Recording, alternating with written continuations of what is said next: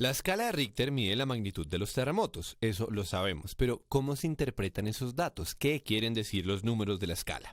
Por allá en 1935 el señor Richter se inventó una solución muy elegante para poder comparar los resultados de los sismógrafos.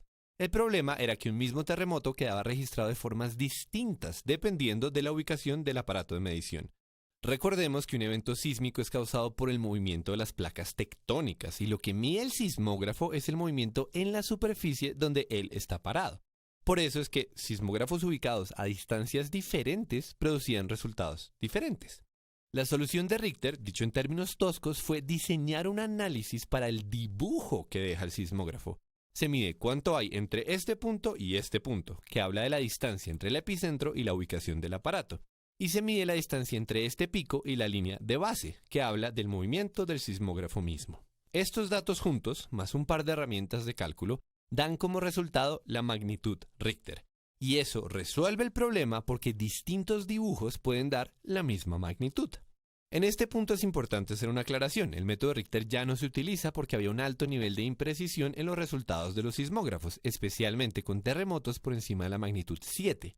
Ahora se utilizan otros instrumentos y se combinan muchos datos. Los noticieros siguen hablando de la escala de Richter porque la escala sismológica de magnitud de momento, que apareció varias décadas después, tiene un nombre harto y en todo caso esa escala nueva se acomodó para utilizar los mismos números que propuso Richter. Pero bueno, lo interesante de esa escala, ya sea la vieja o la nueva, es que es logarítmica. Ya verán esto qué quiere decir. Resulta que hay terremotos que son miles de veces más potentes que otros terremotos. Eso es un problema, porque si uno se pone a graficar en una misma escala un temblor y un terremoto serio, los números no le caben ni en el papel, ni en la mesa, ni en ninguna gráfica cómoda de leer. Es un poco lo que pasa con el sistema solar. Siempre dibujamos los planetas juntitos, pero la realidad es que hay tanta distancia entre Júpiter y Saturno que la única representación realista sería una en la que los planetas ni siquiera se ven porque son demasiado pequeños en comparación con el espacio vacío entre ellos. Pues bien, las escalas logarítmicas sirven para resolver esa dificultad. En lugar de contar de a 1, la escala de Richter, que es logarítmica, multiplica por 10. Cada número es 10 veces más grande que el anterior.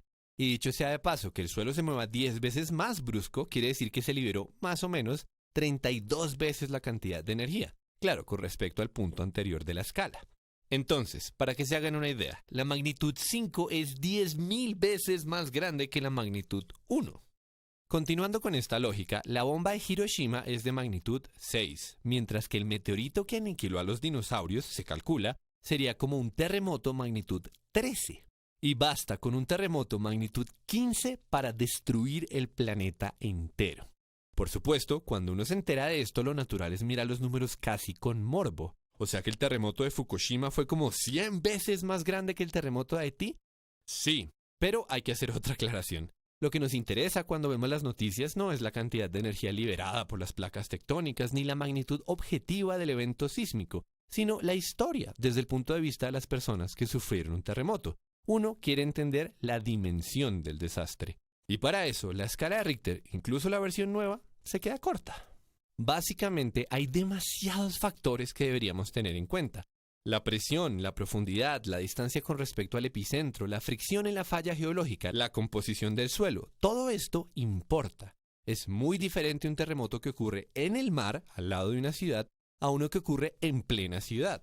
Es muy diferente un terremoto en el DF, que está construida sobre gelatina, a un terremoto en Chicago.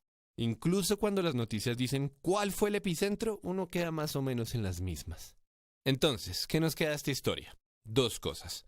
Primero, que pensar en órdenes de magnitud desafía la imaginación, por eso es interesante conocer la escala de Richter. Y segundo, que lo que estudian los sismólogos pierde muchos detalles cuando lo reducimos a un único número.